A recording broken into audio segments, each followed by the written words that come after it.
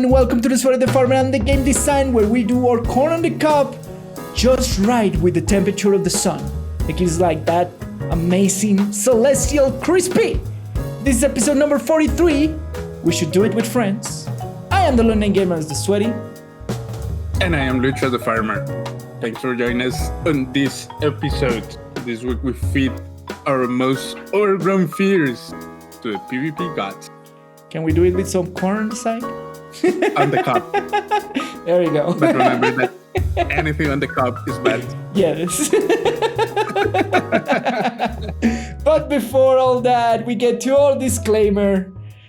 The discussion here is based on our own opinions and our in-game experiences. Whatever we say here is debatable, sometimes weird, and not every time true. So it's all correct through or the lens of our experiences.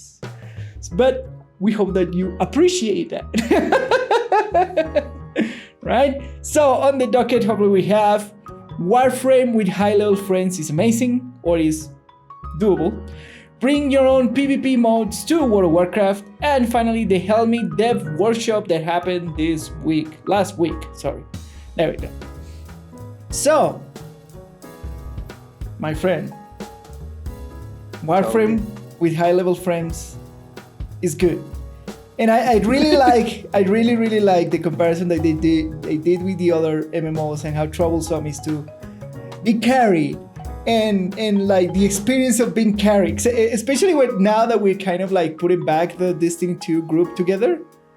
Apart, all our friends hate to be like useless or carry while doing like low level, while being low level, and that sort of stuff. Of course it is. Yeah.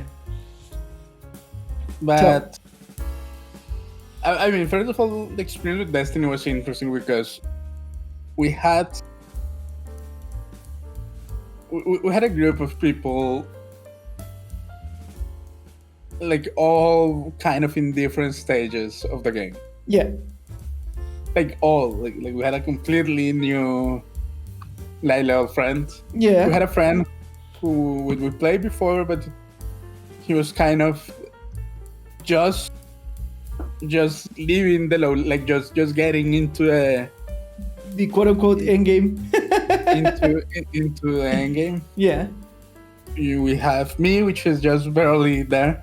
We have you, who are like really into the grind of Destiny. Yeah, correct. And we have two other friends who are like veterans of Destiny. One of which is one of the person for which we actually started playing Destiny 2. Yes. You're right. which is a Destiny 1.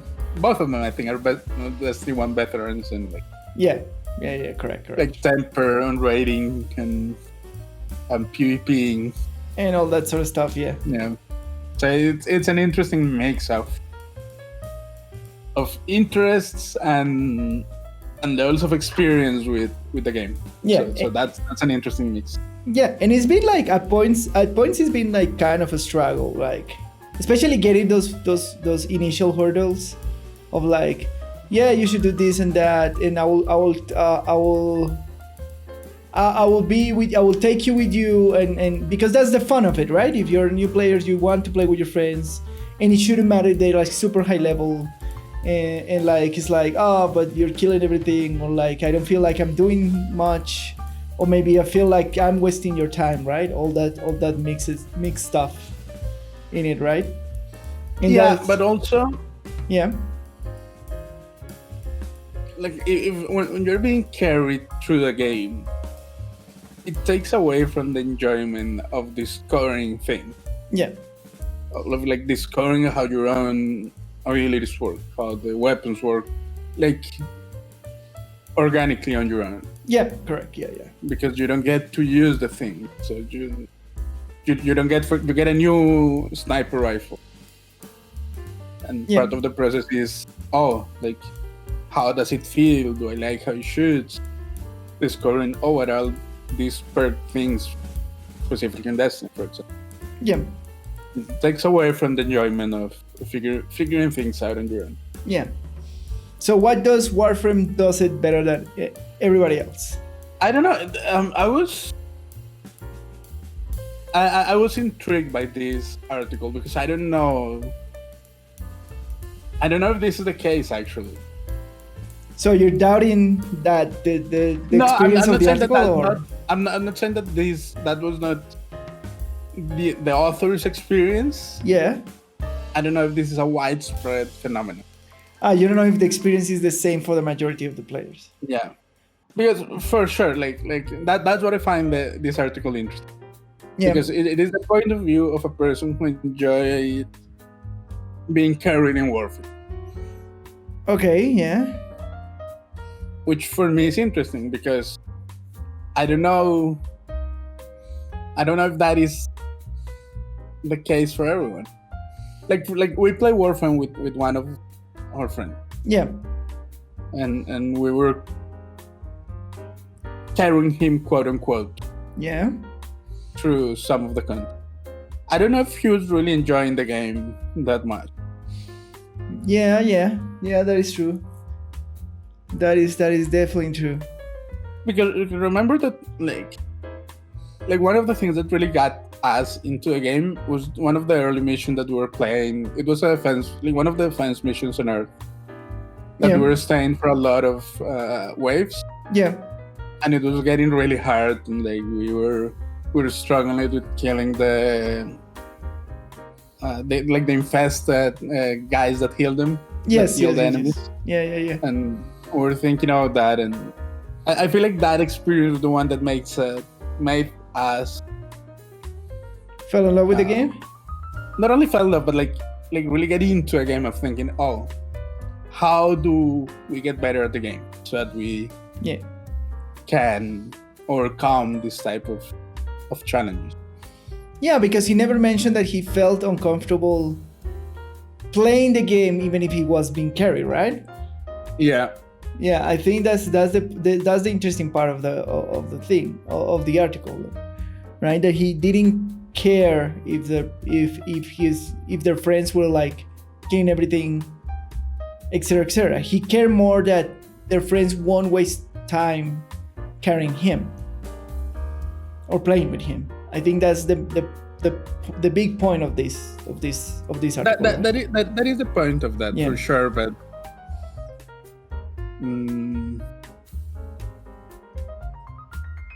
yeah. But that doesn't mean that he's gonna get into a game. Okay, yeah. You know, like sure, you enjoy playing with friends and you don't feel bad because your friends are not wasting the time, but does that mean that you're really getting into Warframe? Good question. Does that mean that you're gonna like spend all the time and effort that it takes to go and do your own research and try to learn how all the system works and and set your own goals? Because that's something that, first of all, Warframe does a really poor job at doing, is setting goals for the players. It's a lot of like self-driven gameplay at some point. Like self-imposed goals, and that's what drives you. So is this person really getting into it, saying, figuring out, oh, these are my goals on its own, and being motivated on its own to play? Yes. Or was he already motivated to play? He already had its own goals, and like he just happened to have like high-level friends who just came for the ride. That seems to be the case because of how the article starts, because he says that he already been spending like 45 hours and now he's getting to play with his friends. So maybe he started by himself, and then he finds interesting that it's not a hassle for their friends playing with him even if he's super low level. For sure. If that is the case, then yes. Then it's not that, I mean, he's being carried through the content. Yeah. But for Warframe, it kind of doesn't matter because, okay, then to answer your question, I feel like the strength of Warframe is that you won't accomplish any of your goals in one mission. Yes. So it's not like just by getting carried in one mission, and a lot of times in one play session. Yeah. Like getting carried in that playing session is not taking away from the accomplishment of the goal. All right. So a lot of the goals, even early game, a lot of the goals are like kind of long-term goals. Yes. And then there is where Warframe may succeed. Let's say, for example, that your first goal is to get your first new or your second new frame. So Yeah. after the initial, and for most people, that's going to be Rhino. Yes. So okay, sure, we can carry you through maybe getting the parts and the boss fight. Yeah. So okay, now you get all the blueprints. Yeah. That's still, you're at least a couple of days away from getting the frame. Absolutely. Yeah. And because at that point, probably you don't have the materials to build it. Correct. As you would as a more mid-game, end-game kind of player. Yes. So you still have to look for, I need to farm the materials at that point. We can go through the missions together, but like you're getting the materials or not. Yeah. So that, like even that goal, that it's one of the first goals, it's not something that is going to be accomplished in one play session. Yeah, with your friends. So it getting carried to a couple of missions, it's not taken away from the overall. It's not diluting the goal on itself. Yeah. Which is what could happen in some other. So, for example, in Destiny, let's say, okay, now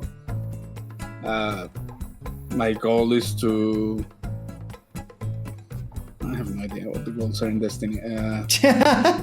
Get to the super hard cap or do the new armor set.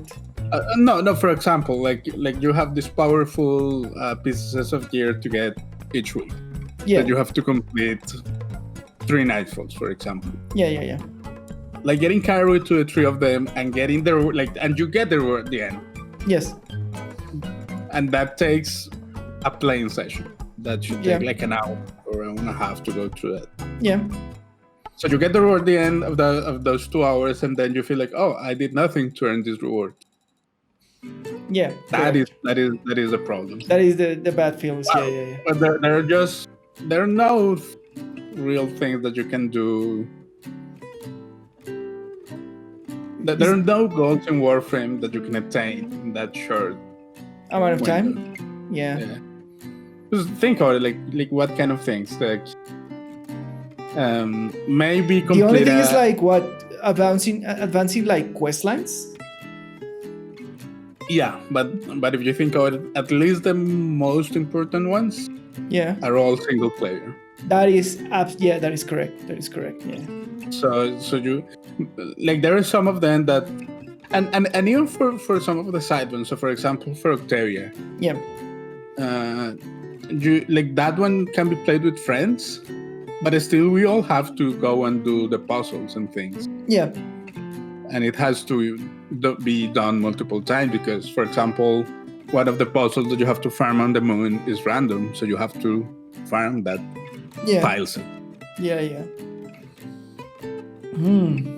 So even if you accomplish it in like carrying someone through that process, since it is so random and so time intensive, it becomes at some point less of carrying and like, okay, we're just doing this together. Yeah. I get it. Yeah. Because there is no secret code to expand the thing. Like there is correct. There is no. You may know how to solve the puzzle fast. Yeah. But that is just one step, and like, okay. So you think that the point, like the advantage here of Warframe, is the way that they have their rewards structure or the progress structure compared to the other games? The advantage here is one of the weaknesses of Warframe. Oh. That is? Yeah. It's the whole long-term feel of Warframe. Like there is, if you think about it, Warframe, like one of the failings of Warframe is that once is a lot of self-direction. Yes. in the whole how do I progress in the game. Correct, yeah. And the second one is that there are really no like you know how you feel rewarded at every level of gameplay. Like a mission should feel rewarding. Yeah. Like a gameplay session should feel rewarding. Yeah. And your whole long-term goal should be rewarded. Yeah. For Warframe, I feel like the mission kind of part, like the really short-term reward is kind of meh. It's not that strong of it. Like, yeah, you like the small. Yeah. The small experiences, the shortest goal of Warframe is not that rewarding. It's not that they are bad, but like successfully finishing a mission is not that rewarding. Just because of the fact that the game is grindy, that you'll probably need to run the same mission a couple of times. Yeah, and that works in like if the values the short-term fulfillment. Yeah, it works in making the game feel, in making the long-term goals more important. So you don't set your goal, you don't set your eyes on, okay, I'm gonna finish this 5-minute mission and get something quickly. And get something. It's like, we'll have to farm this for a couple of hours. Yeah, and then we may or may not get something. Yeah. All right. Yeah. But it's a weakness. Like in terms of design, you can argue that it is a weakness. Yeah, you can argue that it's part of a weakness. Is that all right? So with that said, that means like Warframe doesn't have to worry about like low-level players not enjoy the game with high-level players because of the nature of the rewards. It's kind of the whole gist that you're trying to get. If and only if you're doing it on purpose. What do you mean by that? If you're playing with like high-level friends. Yeah. Not in like because it'll feel like it's just because if you're playing with friends. Yeah. You can tell them what do you want to do and what place do you want to do. Yeah. I know what you mean. If you're gonna do it with randoms, it's chaotic or terrible. Like if you're doing a low-level mission, a random is gonna just fly through everything and who gives a shit? Yeah. Yeah, that is true. That's how we run low-level missions. Yeah, absolutely. Yeah. F it, like no one cares. Yeah, correct. Yes. And like you're gonna fulfill the objective in the 3-minute mission, get to the end and emote until the timer runs out. Yeah. and the poor new MR1 player is still breaking containers at the beginning. Yes.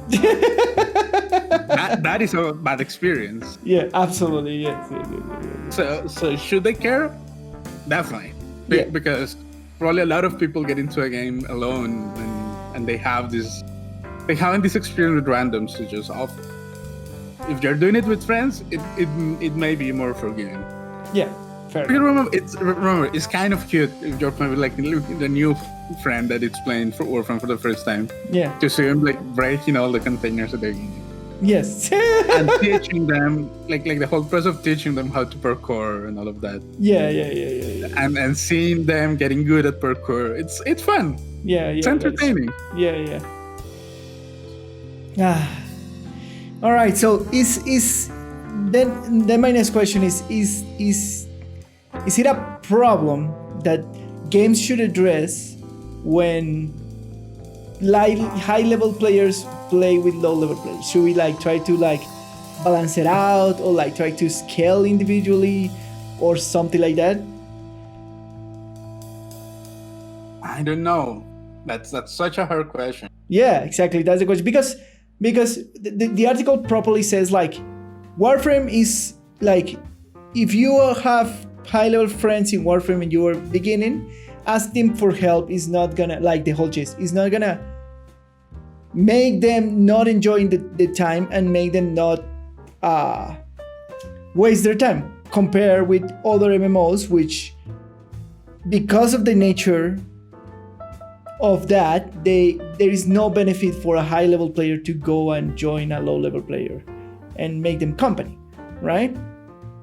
That's kind of like what he is addressing punctually to, right? Okay, that is specific fact. Yeah. It's true. Yeah. But that's just because of the fact that as an MMO, Warframe is different. Like it has the whole crafting thing and materials thing that you may have piles of the material, but you could always have more piles. Yeah. Or like, and he puts the example of the new Helminth.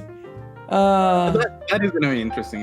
Yeah, he puts the example of the new Helminth, and like it's just that Warframe is really good. Like it's just that Warframe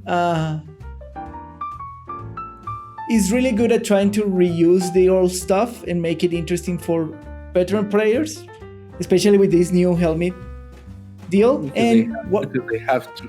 Yeah, because they have. No, I mean it's and like in one of the. If you think about how Warframe came to be, it was a game built on like a really thin skeleton of things. Yes. So it was designed from the beginning to make as much of the few content available in the game as replayable and as useful as possible. Correct. And their selling point was the movement and the fighting of the playing of the game. Not the grind, not what long-term goals. That was the selling point. So they were trying to do as much with the little things that they had. Because of the limitation of the size of the team, of the precarious conditions in which Warframe came to be. Yes. Like it was built with this design intent of we have to use everything all the time as much as possible. Correct. So it has that kind of built into its own DNA. That's why it is a feature of the game now. Yeah, correct. It is a feature of the game. So I know it's different. It is one of the things that make Warframe unique in the MMO space. Yeah, I guess. So it is. So then I ask you. Then is it a problem with the PvP scaling or with the PvE scaling or not? Should we scale for different players or something similar to that? Should we have a group scaling that if you are with people that you know, grouping up on purpose, should we get a little bit more of difficulty so everybody in the group has feelings? Or is about the rewards? Is that if you go in other MMOs and, for example, Destiny, and you help somebody, you will get rewards at the end. And maybe you will get a Prime Engram, which is translated to like random rolls into a weapon that you might or might not want. Is that enough of a reward? And compare with Warframe, where you get just like, the reward is just always the same and you get resources of your, or now with the new Helminth process, you will get like this piece that you might need for an endgame content. Is it a problem of like the reward structure, or is it a problem of difficulty? I think that is the question, right? So to narrow it down. Or is another thing entirely different? What do you think? In the terms that you're putting it, it's probably the rewards are usually more important than the difficulty. All right. Like the rewards are what actually motivate the player to content. Not correct. All right. Yeah. Not the difficulty 90% of the time. Yeah. So, in that sense, probably reward structure is the beast to tackle. So then maybe the example would be like if you, for example, again using the parallel with Destiny because it's the easiest one. If when you like don't need any more powerfuls, those powerfuls now will transfer to pinnacles in all the old activities that you used to do for powerful drops in that system of progression. That will make the reward better. It would make it better, but I don't think it's necessary. Like, all right. Like for then, the specific example of Destiny. Yeah. I don't know. Even if I get a pinnacle on my pinnacle, not bad. Like a powerful reward on my Titan who cannot use powerful rewards anymore. Yeah.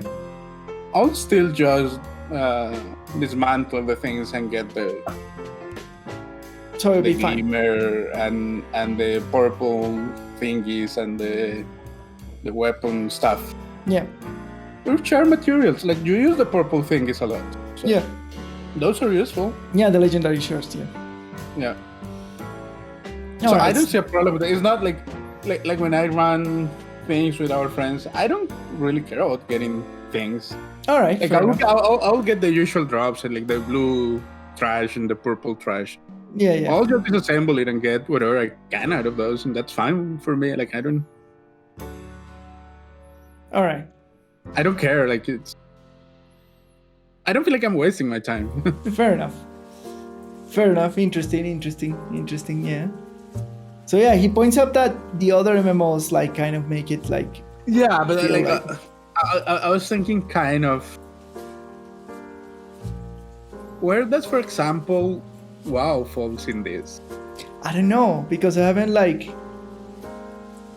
haven't seen anybody like take a high level character and then go and play with somebody leveling a character up. I mean, it doesn't happen anymore because they basically destroy power leveling. Okay. But that used to be a thing. Yeah? Yeah. So you just take a character to high level activities and just feed him experience? Yep. Oh, okay. Not into like the gap is so big between all the new content that let's say that you had a character in WoW level in World of Warcraft level. Okay, so you just ask your max level friend to run you through dungeons. Yeah. One shot. He will be one-shotting thing, and you will be getting full experience. All right. Yeah. So that's power leveling. Yeah. They destroyed that now. How? Do that anymore. What did they do to it? Like the whole synchronization thing. I don't know. Like just when if you pair up with a max level character, they do something to experience gains so it doesn't work anymore. Ah, okay. All right. I see. So I don't know exactly what they do, to be honest, but you cannot power level people anymore. Oh, okay. Fair enough. Even if it is like on the same, like let's say I'm a level 70 character. Yeah. If I bring my max level friend and we go to like Wrath of the Lich King dungeons, it won't power level me. So that is no longer a thing in WoW. Power leveling is not longer a thing, so that's why you don't see it happen. Like there is no benefit for a high level player to go on. There is no benefit for the low level player. Is there any benefit for the high level player? Well, no, but they're not like power leveling a friend was never about the high level player getting something. He was just doing a favor. Like yes, correct. Sure. So, but now there is not even benefit for the high level player. No, because there is no power leveling. So there is no point. So in that case, there is no point. That's why it doesn't happen. But I see.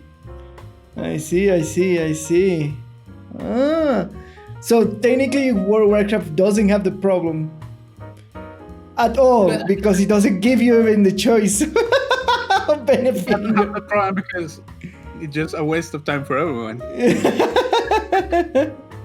That's why. All right. So WoW definitely doesn't have that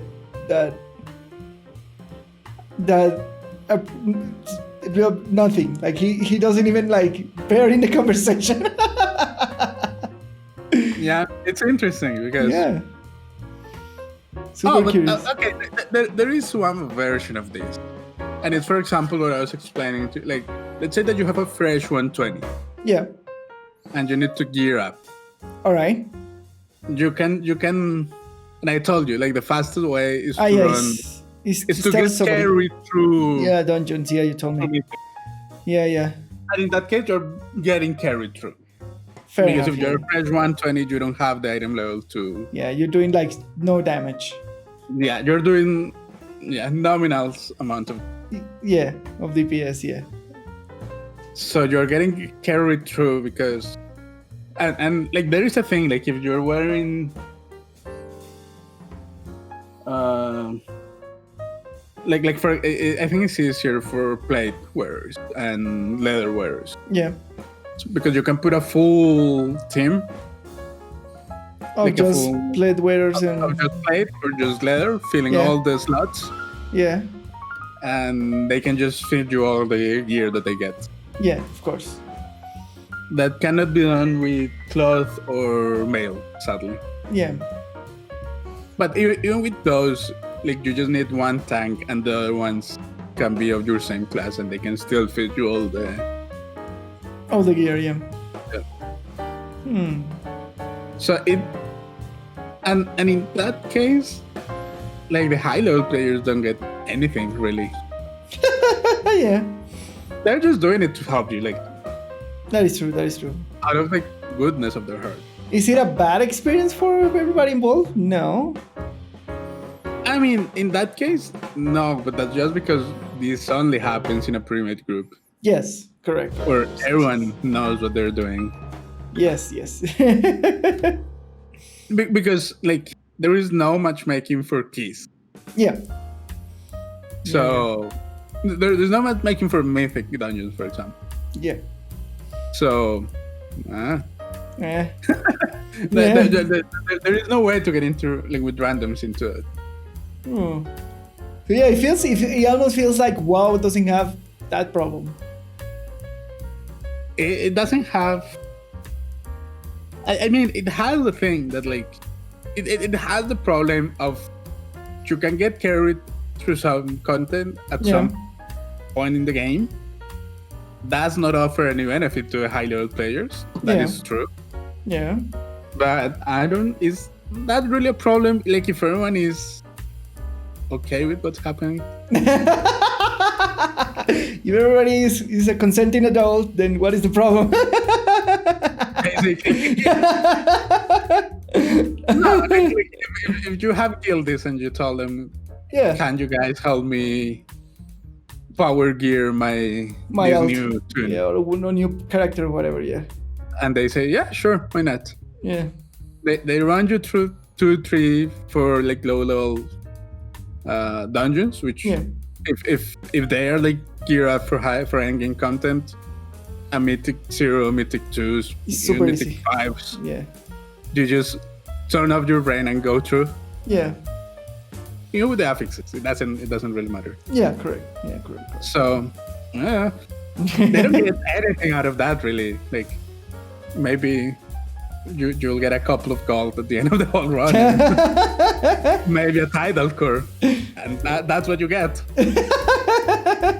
The friend that you made along the way. Yeah.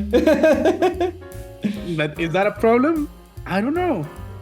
Is that a bad experience? I don't think so. I think the argument here is like, you wanna make every part of your game enjoyable and rewarding, right? That Warframe is very close to that because of the systems that they have.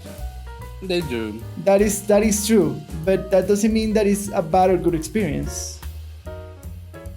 Yeah. Yeah, I think that's the whole thing about it, right? Yeah, also, I mean, if I think about my WoW experience, I have helped carry people through a lot of level of keys doing Mythic Plus. Yeah. And I don't get anything, like my hunter doesn't get anything of that. Yeah, I've done that too sometimes, like going helps level 0s. Yeah. Don't really care, like. Yeah.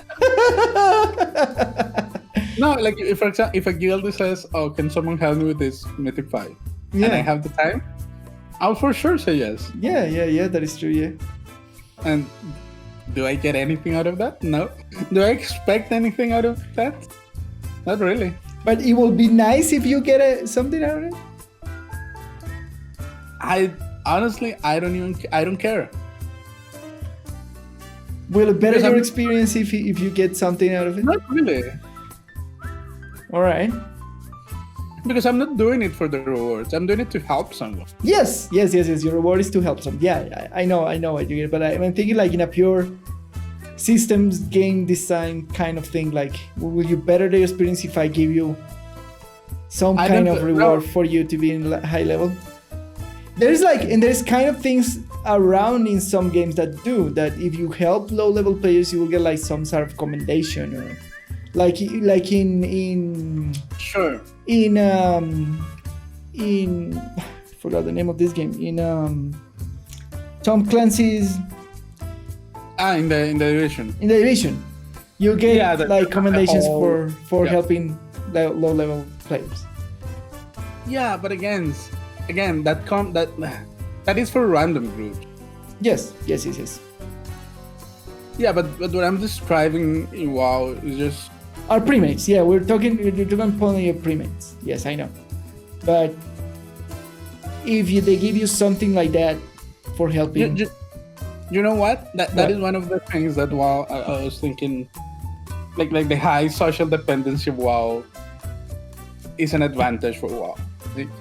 Because the whole thing about helping guild is that I don't know, like these are just the the people who you're most likely to end up playing things, and yes, and you wanna be. I'm not saying that this is the reason why you do it, but like when you get into a clan and in a guild and you become active in that guild, yeah, you feel compelled just for the sake of the community to help around.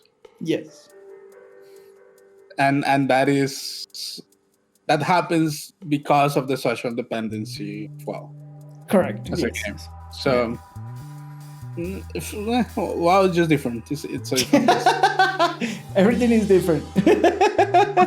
I mean, we're trying to compare Warframe and WoW. Yeah, I know, right? It's like polar opposite games. Yeah, absolutely. They both barely qualify in the MMO space, like together. Yeah. Barely. Yeah, that's true.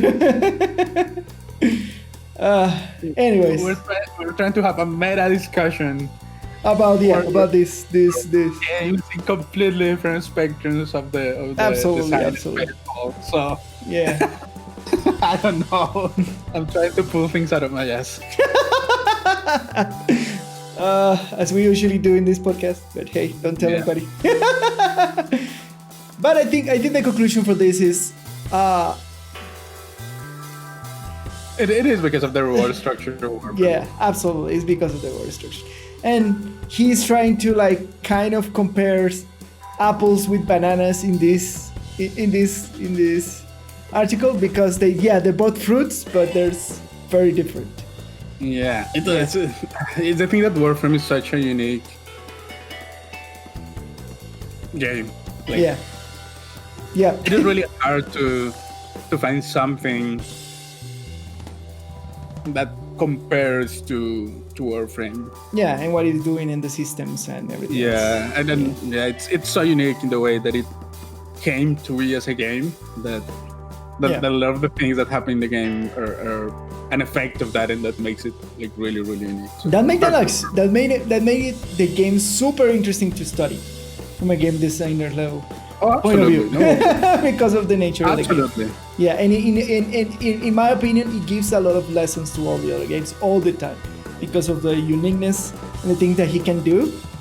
He gives a lot of lessons to the industry of like think outside the box, trying to do good things, don't be afraid of risking stuff, and that's very valuable in my opinion. All right, for our next topic, bring your own PvP modes on World of Warcraft. So what is this about? I saw like a giant wall of text of a dude who was saying I want like a battle mode, and I'm like, all right, you wanted a different BG, but that's not like a new PvP mode. It is a wall of text, basically. So this person is basically saying that he's bored of PvP in WoW. Yeah. And that maybe some new game modes. Like what? Gambit. Let's do Gambit in WoW. You joke about it, but I was thinking. But you were thinking about it, right?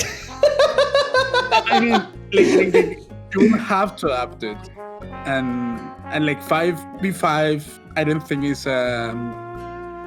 5v5 is a suitable size of PvP for WoW. Yeah.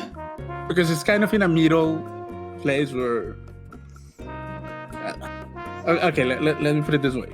Right. I feel like the WoW PvP experience shines in two extremes. In the 2v2s, 3v3s, where like all of your actions have a lot of impact. Yes. Like you have to be on point with interrupts, stuns. Spells, exactly. Stuns, everything. Movement, if you're gonna be successful, every little part of your ability or your skill in WoW matters. Yeah. And then there is the battleground, which are these 20 versus 20 or 40 versus 40 epic battlegrounds. Yeah. It is a more of, it doesn't matter that you're not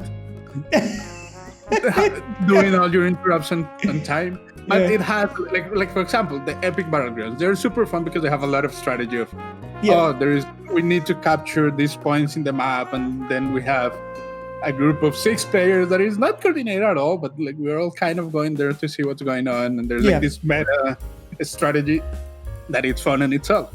Yeah. And for example, we were to have a 5v5, which is like tank healer 3 DPS versus 5. Yeah.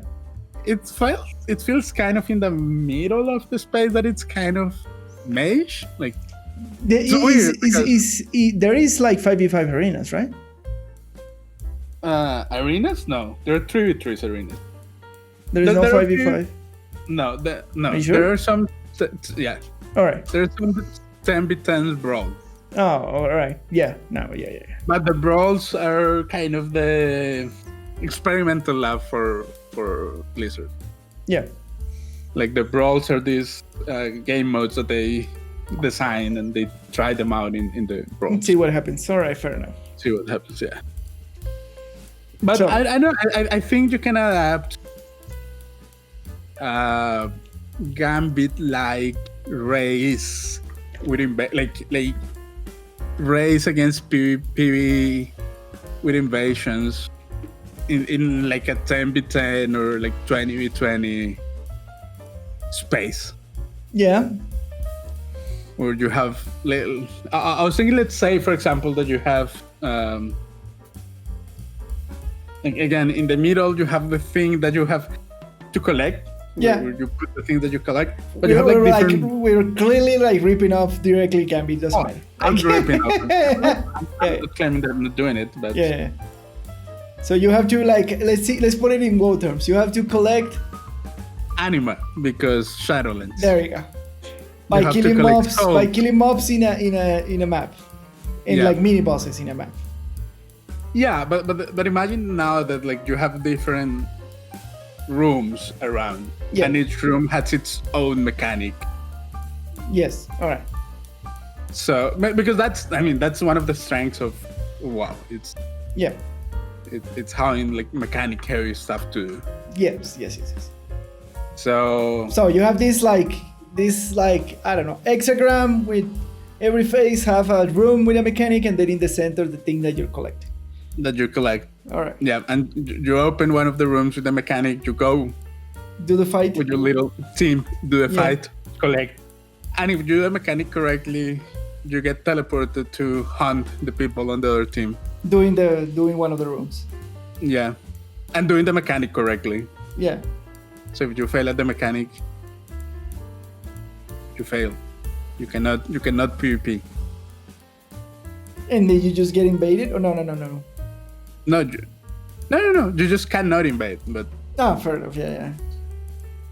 But that's the exciting part of Gambit is invading. Yeah. And the difference that good invasion and bad invasion makes sometimes, and the race and the one strategy is just trying to like not invade and kill as fast as you can, and like try not to get killed when they go to invade, etc. Right? Gambit has like different strategies that you can do.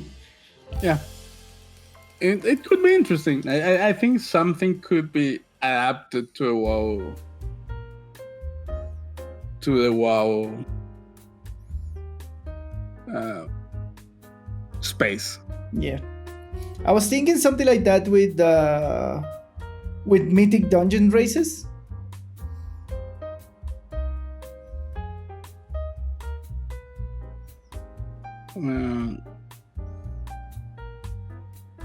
With mythic dungeon races. Yeah, like you're racing against another team doing a mythic dungeon, and then you have a chance to send them an extra boss or like invade in some point in the dungeon.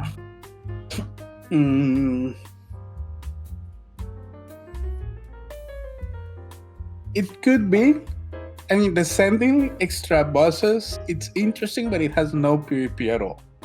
All right. Yeah. Then it will be like kind of an invasion in a race. Yeah. If it were to invasion, I'm torn with that, you know? Because part of what makes Mythic Plus interesting to me is the whole carefully assigning the route and the pulls and getting efficient and good at doing that. Yeah. Which is like everything is like meticulously planned. Like you go here, you stand here. So you mean like this mob. Yeah, if we add to a dungeon run 2 extra rooms at parts of the dungeon where you can go in there and teleport to the instance of the other team doing the mythic run, and then you can kill them to gain advantage in time. Right? I know, but what I'm saying is that throws a wrench in what mythic means to you. Like in what for me specifically, and I'm talking about my experience. Yeah, makes Mythic Plus enjoyable, which is the whole carefully planning and knowing what's going to happen at which stage, and being the beauty of having 5 people executing that idea at perfection. All right, fair enough. So better like I'm not saying it's a bad idea. I'm saying it could work. It could work, yeah. But that's not what I enjoy. I will 100% enjoy a Gambit-like experience in World of Warcraft. I would enjoy it. I think it could happen. And that will be and if I have to do PvP stuff, probably I will grab that option all the time. Because so far, I haven't liked any of the PvP experiences in WoW. I like Battlegrounds. They're fun. They're frustrating, but they're fun. I hate Battlegrounds. I think they're pointless and people are like too chaotic. And I prefer 2v2 arenas. At least they're clean and you know what you're trying to do and your decisions matter. I just like the chaos. There you go. I enjoy Battlegrounds a lot. They are frustrating and I cannot do them a lot. Yeah, but I enjoy them a lot when I do. Fair enough. So we have 2 different opinions, as we usually do. But we definitely will like both Gambit-like. Okay, let's be clear. I don't know if I will like it. Yeah. I'm willing to give it a try. All right, fair enough. Do you like Gambit in Destiny? I like Gambit in Destiny. There you go. All right. So, but it has as with many things, it's something that I can do a couple of times and I cannot. Yeah, I get it. Stomach for much, for long. Yeah, I get it. But so what other PvP modes can you think of in World of Warcraft? I don't know, man. It's hard. I think the Gambit idea that Bungie had was a winning idea that a lot of people should steal from. Yes, absolutely. I agree 100% with that statement. Gambit was a great idea from Bungie. It's a great game mode. More people should try to steal that idea and try to implement the concept of invasion and cross PvE with PvP mode in a kind of competition mode. Yeah, like in a race kind of mode. Yeah, because it brings together like the 2 sides of the coin, of the PvEers and PvPers. Absolutely. It is kind of an interesting middle ground where everyone can kind of do the thing. Like if you bring a PvPer, he's gonna go and invade every chance he gets. If you bring a PvEer, he's gonna be super efficient killing stuff and charging the bank. Yeah. Yeah, yeah. That's what I'm saying, that it has a. It should be adapted to more places, because again, WoW has the same thing. Like the skills that you need for PvE and PvP are both completely different. Correct. Yes. Yeah. It's just 100% different. Yeah. So we should have a meld. It would be, at the very least, an interesting case. Yeah. So at the very least. That's our idea for PvP innovative modes. Steal from Gambit. Innovation is overrated. Just steal from Gambit. Do your own thing. Innovate. I mean, it is not a steal from Gambit, but it is a simple concept. Because you have two teams competing in a race for a PvE objective. Yeah. It's just that you, in the race, put milestones, and at each one of those milestones, you allow one team to affect the other. Yeah. Correct. That's the basic design idea of a Gambit. Yeah. How you implement that basic idea is the innovation part. Yeah. And there is nothing wrong with it. There is nothing wrong with taking the basic concept and twisting it to your own flavor of correct. Of a game. Yeah. Name it WoW, The Division. Yeah. Diablo, if you want, whatever. The Division has, for example, the Division has that mix in the Dark Zones, which you can have PvE. You have PvE encounters where you capture zones, and then you have the rogue agents which go and kill you and steal your loot. Exactly. It is its own flavor of PvE/PvP fun. Yeah. Yeah, and I think WoW should explore that more. You could argue, and I'm playing devil's advocate, that war mode is that. You could argue, but it's too sparse, and it doesn't happen often enough. Really. Yeah, it's not a contained activity. Yeah. It's just a happenstance. It's like if we turn on rogue agents in the Division 2 everywhere. Yeah. Right? Exactly that.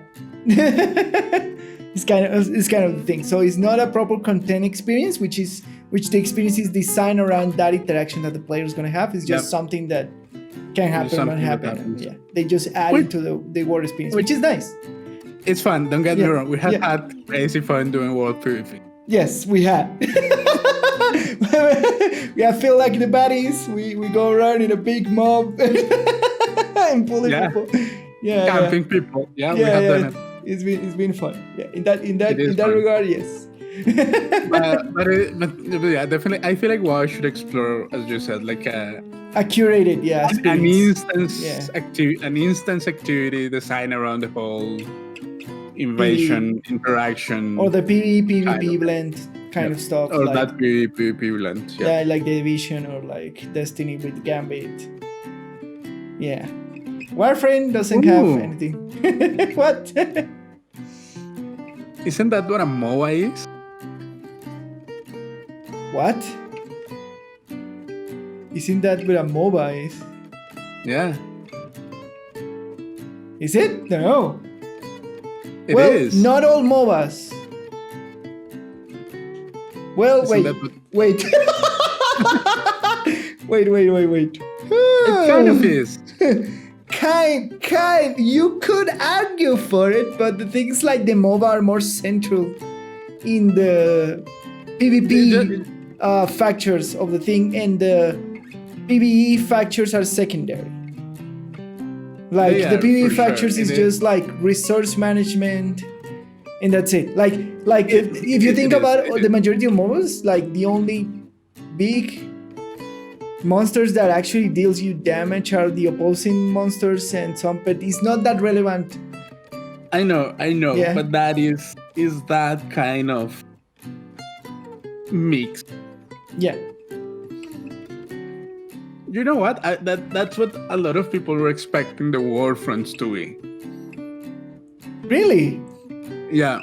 Because a lot Wow. of like when they announced Warframe, Yeah. everyone thought, oh, we're gonna Have a fight MOBA. against the like not a MOA, but like we're gonna have a war against their faction. Yeah, so my PvP, my PvE or my NPCs faction, like, yeah, imagine like NPCs But you would factories also have against the other players of their NPCs. faction. Yeah, with players. Yeah, with play like yeah. And it's not that at all. It is not that, sadly, and that was disappointing. Yeah. But that was what a lot of people were speculating long time ago. What the Long time ago, Warframe were going to be, which would have been interesting because that, like in the Warframe, the PvP encounters are they have mini wars. Yeah. Yeah, I don't know. Why should explore something in that space?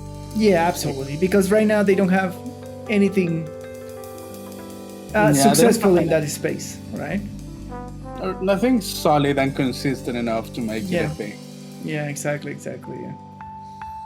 It'll be really interesting to see something in the middle. Yeah, WoW. absolutely agree. But yeah, they do need that mix blend. Yeah. They do need it. All right. So for our last topic of this week, the Helminth workshop came out. Yeah. Because the patch is releasing in a week, a little bit more than a week. It's in a week. When you're hearing this, when you are hearing this, it will be released in like 4 days. Next Monday. Yeah. Next Monday will be released. 24th of August. There you go. So next Monday you will be playing the new Heart of Demons if you're a Warframe player. If not, we encourage you to go and play Warframe. It's a very good game. Give it a chance. Anyway, so Get some high-level friends to carry you through. yeah, there you go. So they clarified about that it is an end-game system, and what we were saying, that is hide behind deep quest line progressions in the actual open world. Yeah. And before we start, one thing that I love about this is like the milliard of people putting googly eyes on the mouth, the Helminth mouth. I can't. That's what's gonna happen. I can't. They put like teeth. They put like. Anyways, the Warframe community is good. Anyways, moving on. So that is behind Master Rank 15. Not only behind Master Rank 15, but the actual piece of the Helminth is like in the middle of the quest line of the new open world. Yeah, that's right. Yeah. So to guarantee that if you get that system, you are an actual end game player, right? I mean, you have progress enough so that you have gained access to end-game-ish quote-unquote things. Correct. And that the Helminth has actual power that they can give you, not only extractions from. No, it has a. Okay, so before that, there's one thing that they said that is interesting. So the infuse ability can be removed at any time. Like. So you have Excalibur, you put an ability on that Excalibur. Yeah. That ability can be removed anytime. Ah, okay, yeah. All right, yeah. Which that was something that was not clear before. That it was gonna be permanent. What I love is like they are. But that is important. Yes, it is important. And what I love is that they put it together with the configurations. So it's just like a mod that you put on the configurations. It is just mod. So but you that can, was not clear when they gave it. When they launched, it wasn't clear. We thought that it was going to be like permanent, like you change it and there's no going back. I think a lot of people thought that it was really. Yeah, everybody. It was left in the open, so. Correct. Everybody say, "Wow, it was permanent. Your Warframe is done." Blah blah blah. No, which is make it super flexible, and everybody's going to be happy about it. Right? You can keep your good Excalibur build with all the abilities Excalibur needs, and then in the next config you can experiment with the Helminth system. and put something else on your Excalibur, which is super good for people that they don't have to get like a new Excalibur of 500 copies of Excalibur. If you wanna experiment with your Excalibur, you don't need a bunch of Excalibur. Yeah, you can have one, and you can put and remove the abilities on that one. That's correct. Now what you mentioned, the Helminth in itself is gonna have abilities, like base abilities, which they sound really interesting. Yeah, they're like, I was like, whoa, this is powerful. So what are the abilities of the Helminth? Empower, increase the power strength of your next ability. Energy munitions, imbue your weapons with ammo efficiency. Infested mobility, increase your sprint. Market for death, stun an enemy. Next damage you deal to it will be dealt to other enemies around. That's super interesting for frames that don't have AoE damage abilities. Rebuild shields, instantly restore shields. That's curious. It's like a heal button, basically, like an insta heal button, right? Yeah, but that can be interesting for some shield heavy frames. Yeah, absolutely. Perspicacy, your next hack will be automatic. Why? Why is this ability here? You have ciphers. Are we that lazy? But we already have ciphers. We have ciphers. I never use one. Have you used a cipher? Yeah, I use it all the time when I'm lazy. There you go. They're cheap and... Yeah, they're super cheap, I know. And like if you mess up like an alarm and in a spy mission and you have like 2 seconds to complete it, I just click the cipher? Cipher, yeah. Okay.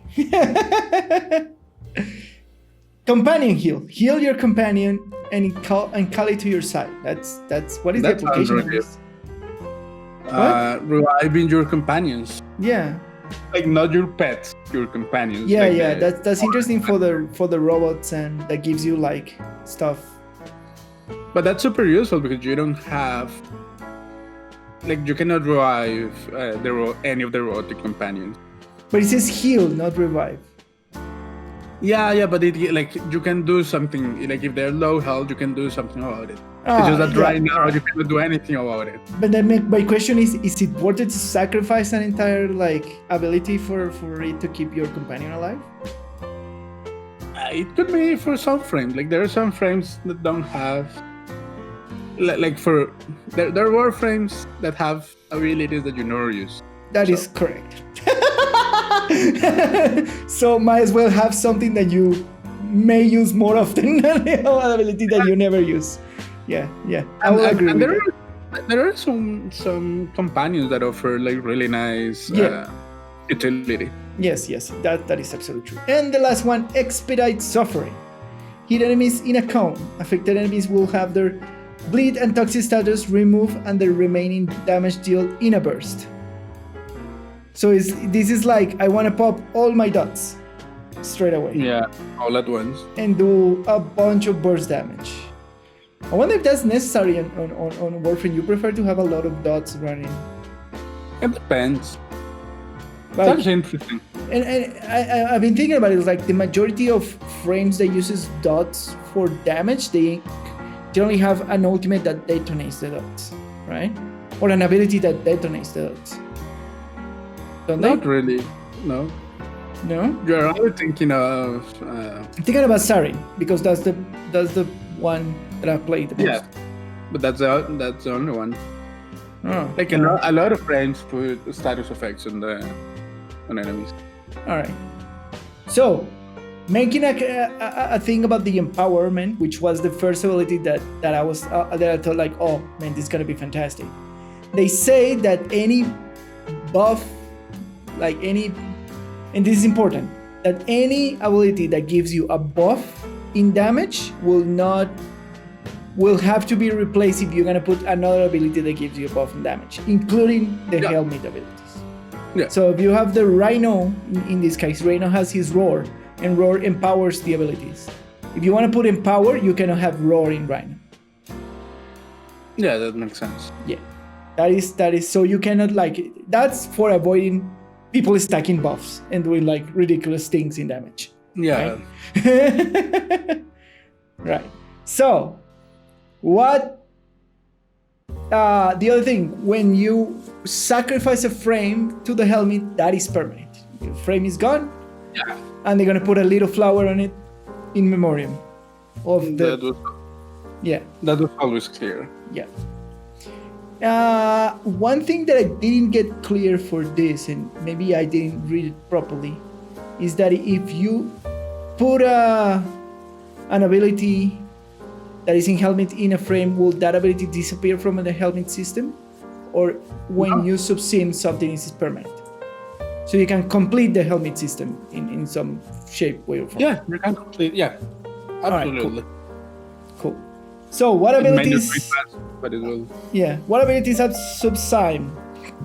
For the majority, it's like one per frame. We thought that it's gonna be several per frame, but for now, it's just one per frame. Which, to be fair, sounds okay with me. Yeah. Will you like in the future to have more abilities added to the system? I don't know. Like we have a lot of Warframe, so yes. I don't see the necessity really. Yeah, because with this we will have like around 45 abilities in the Helminth, right? Yeah.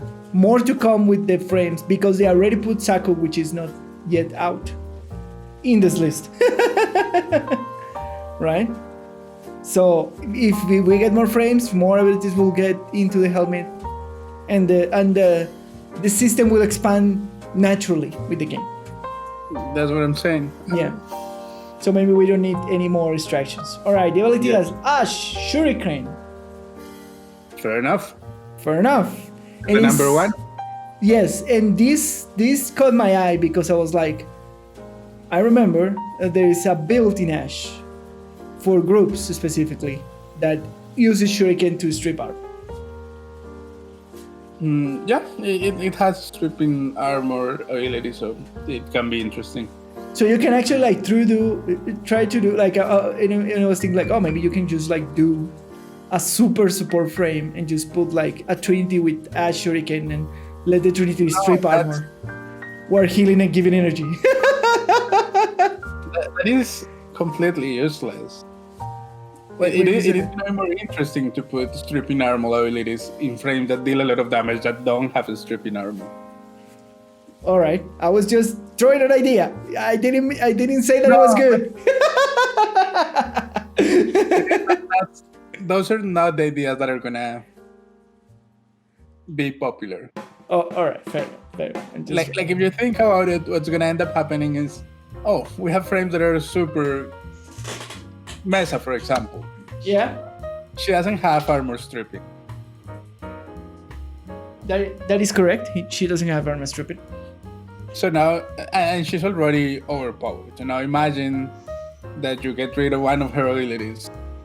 It's not that important. And now you have some. I don't know. Her number one. Who cares? Nah, because his number one is absolutely useless. Yes, that is true. Yeah, you use Shooter Gallery and you use the 2 buff for defense and then you use his ult. And that's it. So now you give her an armor stripping ability. That's nice. And now you can deal a little bit easier with the beefier Grineer, for example. Yeah.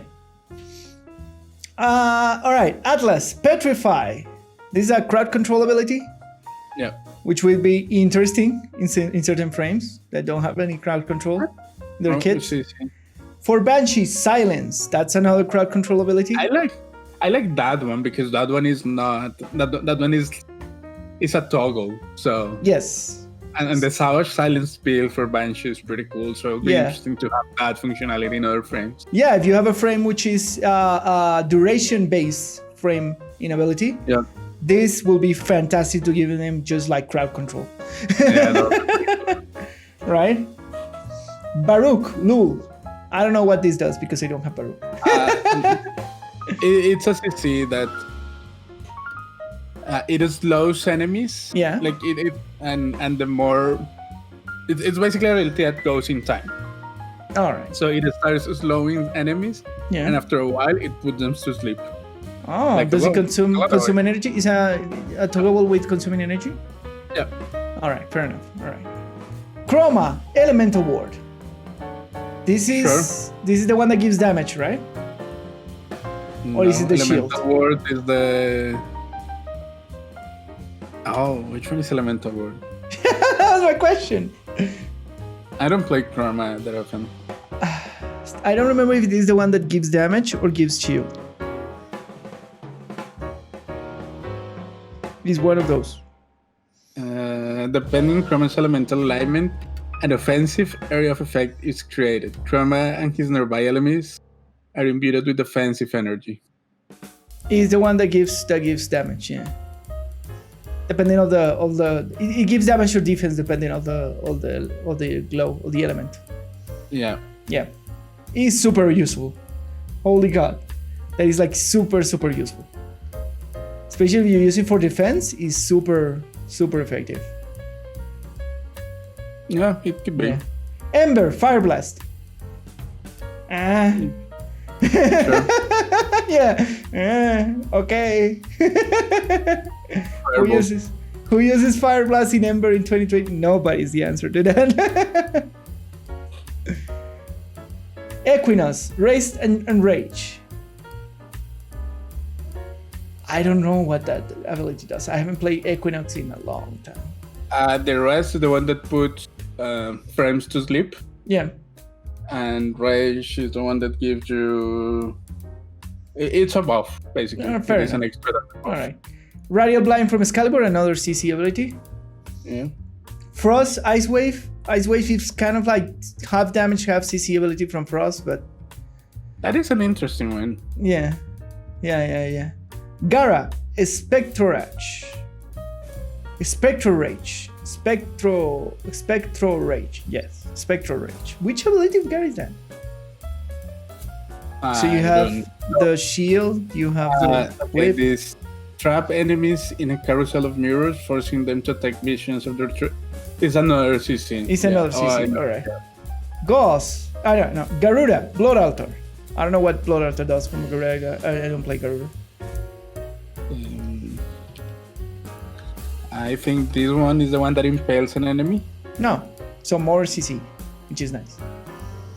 No, but it gives you it impales an enemy and it basically makes it it gives you health if you stand nearby. It's a heal and a CC kind of half and half. It is not really a CC because it's just one. So you say that more of a heal? It is a self-sustain thing. All that right. one is really nice. Yeah. Gauss, Thermal Thunder. I don't have Gauss. You don't have Gauss. I don't have. I think I haven't even leveled my Gauss.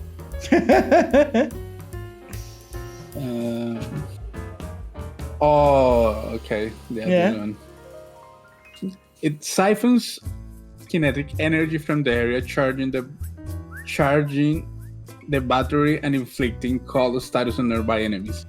Hold reverses the process, draining the battery and inflicting heat status on nearby enemies. Do you know how it works? Okay, so Gauss has a little battery thingy. Yeah. Whenever Gauss is running around or by using this ability, Yeah. it charges that battery. All right. Yeah. So if you just tap the ability, it basically puts up a cold proc on the ground. It slows enemies and charges the battery. When the battery is fully charged, a lot of the Gauss, the reload speed and the speed and a lot of things get a bonus. Yeah. But you can discharge all the battery with this ability to like huge proc of like a huge wave of hit damage. Ooh, interesting. So this with Volt will be super cool. But I don't. Ball wouldn't gain the bonuses that Gauss gains because the bonuses are gained from Gauss passive, not from the ability. All right, fair enough. Okay. I get it. All right, interesting. Grendel, which is Norwich, which as I understand is a heal. Yeah, that's a heal. Harrow Condemn. Is that one? Is that the chains? I think so. Yeah. Which is more CC, which is good. Heal Drain Pillage. That apparently drains energy. That drains shields, but in this case will drain energy. Yep. Yeah, there you go. So it's kind of like if you have a very energy hungry frame, you can put out this one and help it. Yeah, because Heal Drain doesn't have energy. Heal Drain doesn't have energy. No. Oh. Okay. She uses her shields to cast her abilities. Her abilities? Ah, all right, interesting. Now that makes sense. Hydroid, Tempest Barrage. What is this ability? Is that the rain? Is the number one? Is the rain? Yeah. Yeah, rain. Yeah, that's the rain.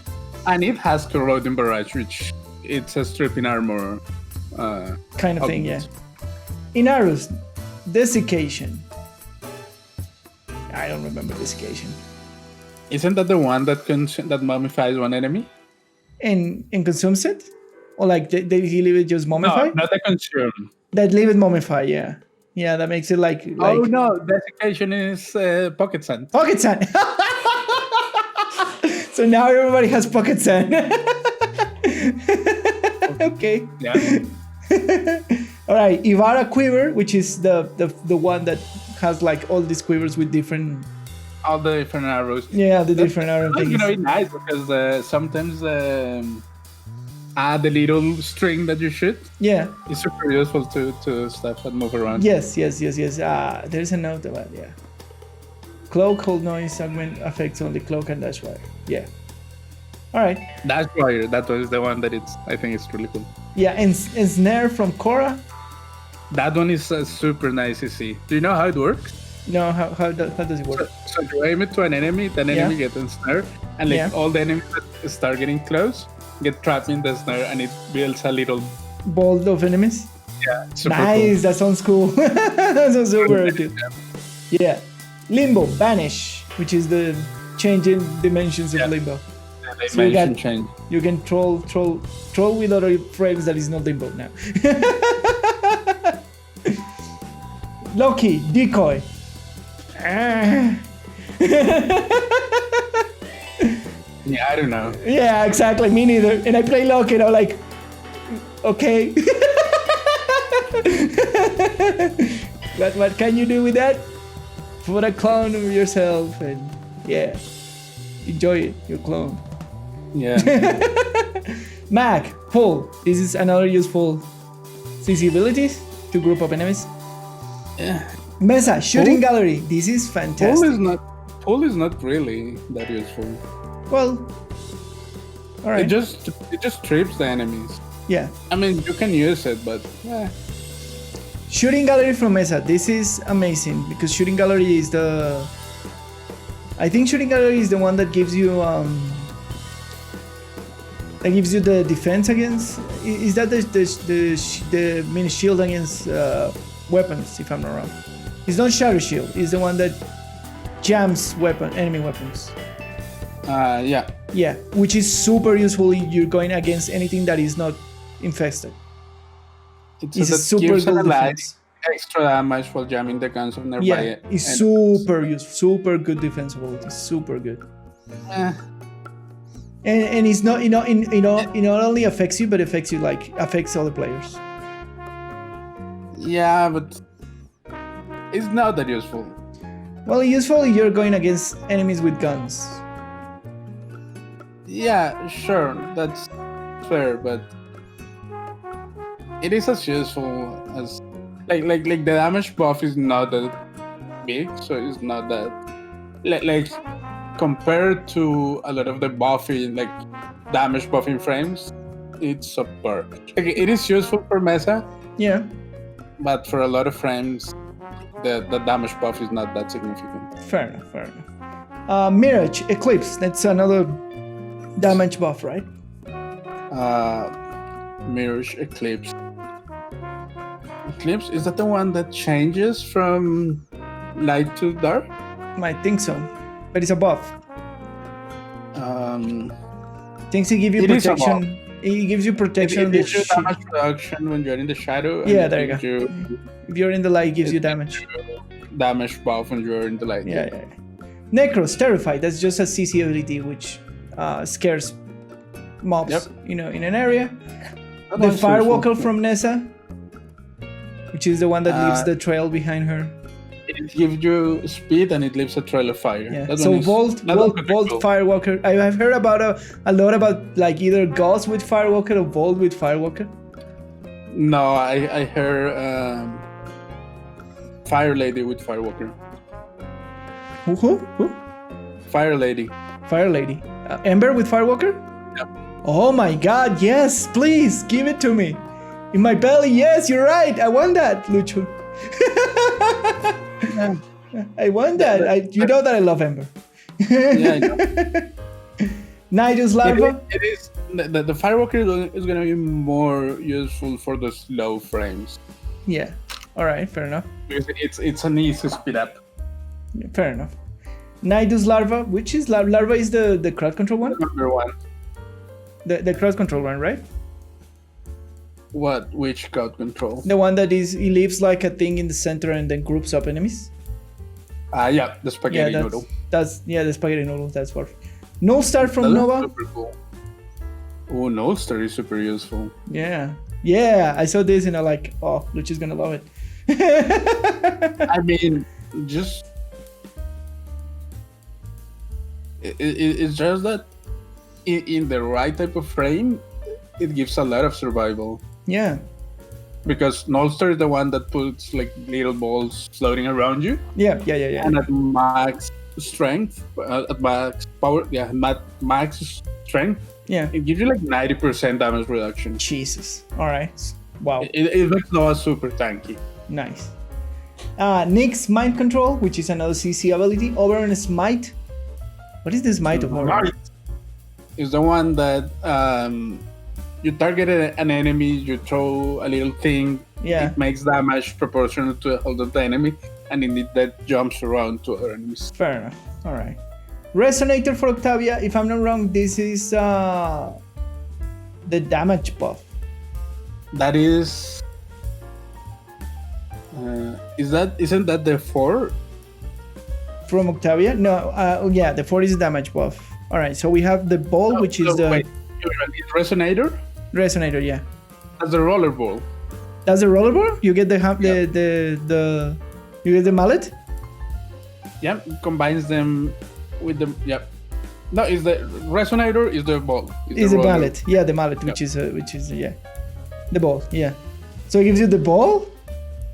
Well, it gives you like it kind of useful for distracting enemies with the ball, right? For attracting aggro on the ball. Yeah, okay, fair enough. Protea Dispensary. No idea what Dispensary Protea has. It's the new frame. Yeah, no, I haven't played Protea. Rave from Revenant. That is a CC. All right, fair enough. Roar from Rhino, which is the most plain useful like buff ability. Yeah, it's a buff. It's one of the most useful buffs in the game. Yes. It will be super useful in another like a strength. Heavy. Yeah. Sarim Mold, which is health regen. Yeah, it's the health regen. Super useful. That is super. That could be super useful in squishy frames. Yeah. That don't have a way to regen health on their own. Yeah, correct. From Titania Spellbind. What does Spellbind even do? I think this one is a CC. Let me check. Enemies fumble their weapon as they tumble into their nearby allies. So another CC. Yeah. Yep. Well of Life from Trinity and modified apparently, because now, so they modify the ability when they put in the system, and now those a small amount of heal over time in a large range. If you hit the enemy, a percent of that damage dealt gets converted into AoE heal. Okay, that's pretty cool. Yeah, it's pretty cool. Like you can have a group heal in any frame, basically. Which is useful as self-healing, because a lot of squishy frames could use the self-heals a lot. Absolutely. Valkyrie Warcry, I think this is the buff from Valkyrie. Damage buff? Yep. Yeah, damage buff. Tesla Nervous for Vauban. I have no idea what the new Vauban does. They reworked it recently, and I have no idea what the new Vauban does. It says that deploys a roller drone that attaches itself to enemies and delivers bursts of arc and electricity to anything in the immediate area. So kind of a damage ability. It is a damage ability. Yeah, it's yep. Yeah. Breach Search from Wisp. Which ability of that is Breach Search? Breach Search. Breach Search from Wisp. Looking. You look for it. What? Did I spell it wrong?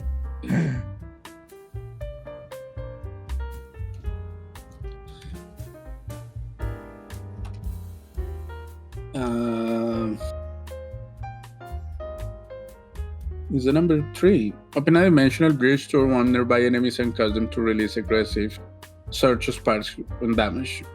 So it's kind of a damage ability? It is a CC with a slow damage, with a small damage. Alright. Saku. It applies a variation. Yeah. That. Sata's Whisper from Saku. I think this is the CC from Saku.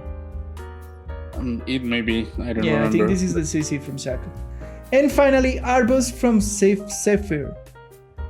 From Zephyr, and they buff this ability too. Now has a hold and tap functionality. Hold to receive original functionality, which I think it is to like push things. Yeah, it is the one, the airwave that Zephyr is saying. But with the tap, it sucks enemies into you. Oh, yeah. That's useful for melee heavy frames. Yeah, exactly. To bring stuff close. All right. So then they split all those are the abilities that come in with the Helminth system. Are so many cool abilities. And then they say that they all these things will be on the actual configurations of the frames. One more thing. They're gonna let you do it in primes. Oh yeah. They said that as well. Yeah. What do you think about it? Our previous stance were that it shouldn't, because the primes are like the best version of the frame, but because it's not a permanent thing. I would still prefer them not to do it on primes just because of flavor, and also one, because of flavor, two, to make more relevant the non-primes warframes. Yeah. But it's okay. I would have preferred, as I just said, that they didn't do it, but it's fine. Yeah.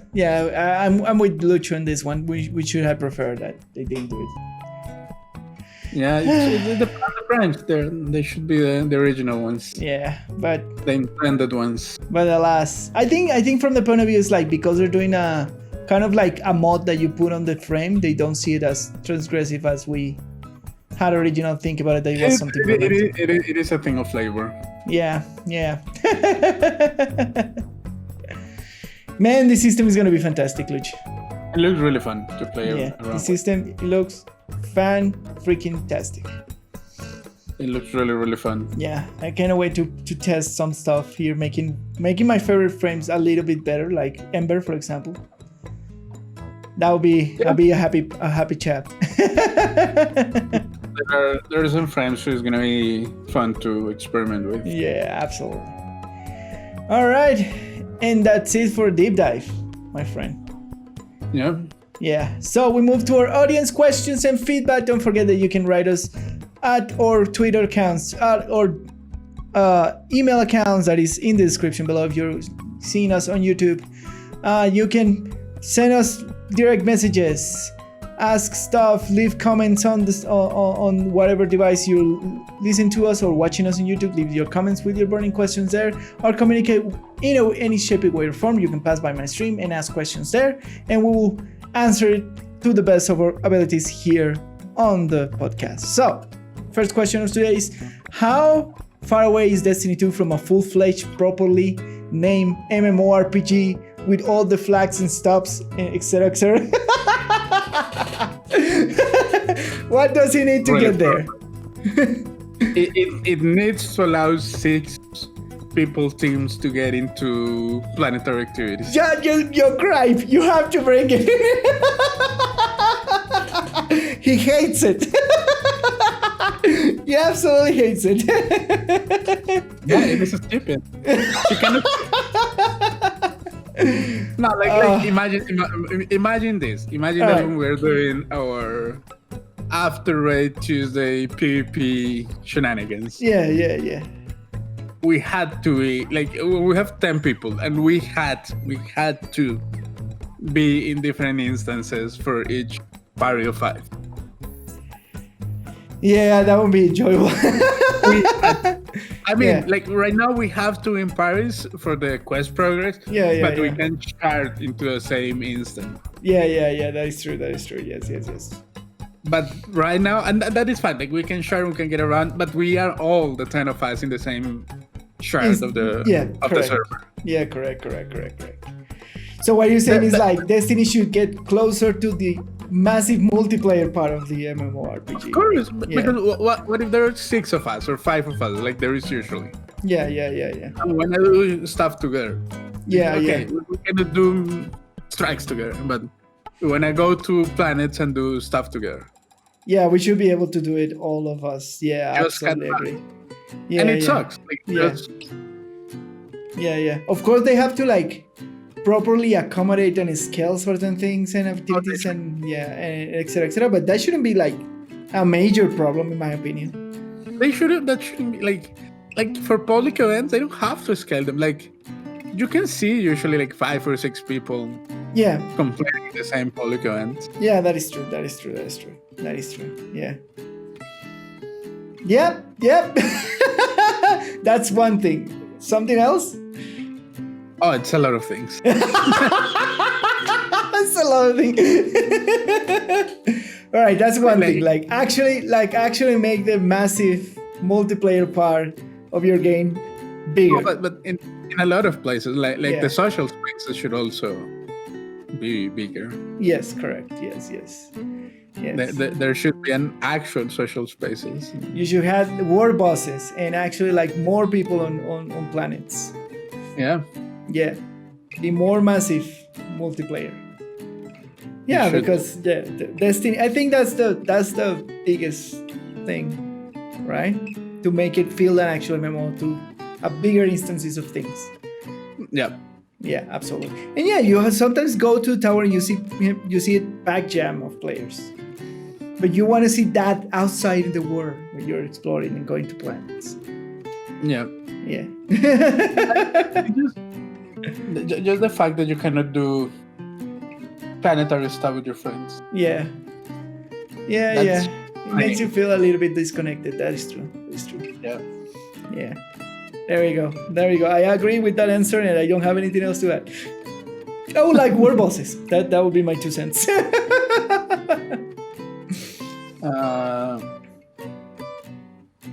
Sure. Yeah. I mean, you could argue that some of for example, the Forge bosses are kind of that. Forge bosses. The ones that appear in the planets that drop the core. All right. Yeah. They are yellow bars. So. Yeah. You're right. So I want to feel more epic, like the ones in WoW.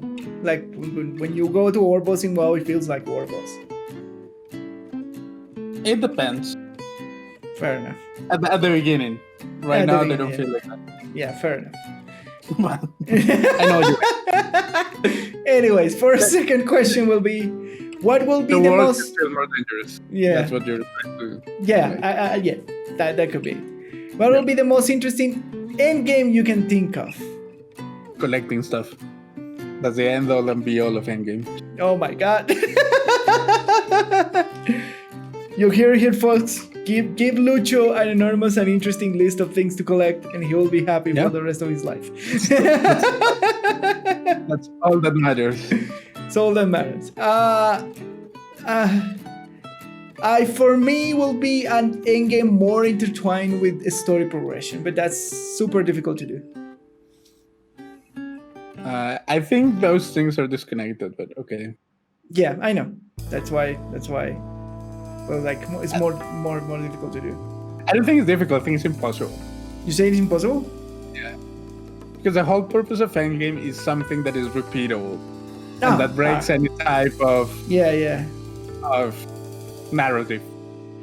Well, you can do it some shape, way, or form, oral narrative about something repeatable that you're doing, like recollecting resources for a goal or something like that. That would be my idea. Okay. To advance a part of the story. Collecting resources forever, then the Not world forever. Is not you have to make it kind of change and evolve or something like that. I don't know. But then it's not real endgame. All right, that is not real endgame.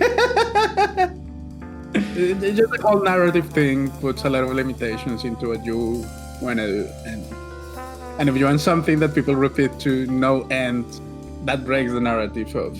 Fair enough. Yeah, I think that's the collecting things is interesting, but I like not more. For everyone.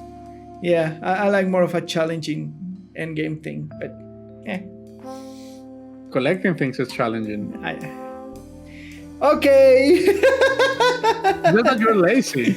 I am. Yeah. You have no right to complain about I have no right to complain. I'm not gonna say anything else. That's it. That's all. That is absolutely and everything from this podcast episode. That's all for this week's episode. Once again, thanks for tuning into The Sweaty, the farmer and the game design. My name is Lucho, and you can find me on Twitter at LuisGPolanco. And I am the Lone Name Gamer. You can find me on Twitter at the Lone Name Gamer and on Twitch on twitch.tv/Lone Name Gamer TV, where I stream Mondays to Fridays. Don't forget to share, like, subscribe, click the notification bell, leave us stars, leave us a like, leave us your love, leave us your passionate comments, leave us in another people social medias, leave us in Twitter, takes us around, give us a kiss, and do everything that you can to support and spread this amazing show. Thank you very much to coming to The Sweaty, the Farmer and the Game Design. See you next time. Bye.